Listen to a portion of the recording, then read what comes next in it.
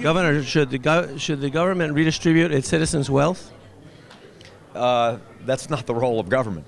The government obviously has a legitimate role in promoting taxation for legitimate government expenditures.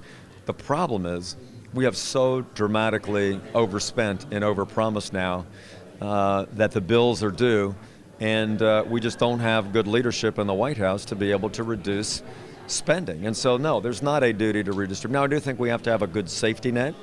We should do things that allow the private sector organizations to be vibrant, charitable organizations to help people in need. But merely raising taxes, as this president has suggested, and engaging in class warfare for the purpose of redistributing resources is not at all part of the government's duty. Are you against farm subsidies? Are you against farm subsidies? Well, there are appropriate means and policies to do that if it's in the demonstrated best interest and the national interests of the United States. And those are choices that the President and Congress made together. I think probably we've got so much of those out there now. I think we really ought to ask the question, are we getting the results, and are we actually creating the goodwill in all those countries that we had before? Let me take this real quick. Do you think the defense sequester will have on the defense industry in Virginia? Yeah, it's going to be devastating. And those aren't even my words. That's I guess among jobs in particular. Yeah, well, both Secretary Gates and Secretary Panetta both said that sequestration going into effect as is would be devastating to the U.S. military. We've got 350,000 men and women in uniform in Virginia.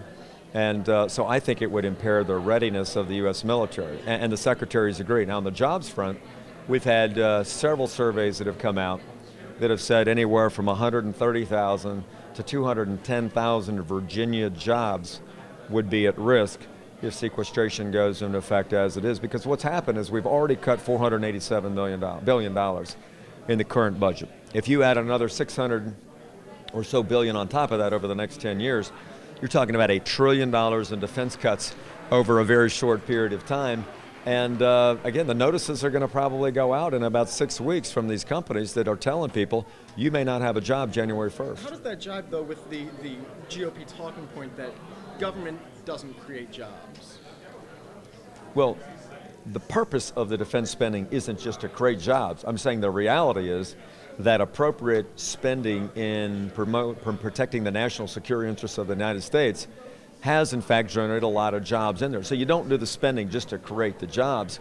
My concern is that sequestration was never meant to be a policy. It was simply meant to be a hammer to force the parties to come together to get an agreement. Well, guess what? The super committee failed. Congress hadn't acted. The president's been a bystander. He continues to refuse to lead. We write them letters, we have rallies in Virginia, we point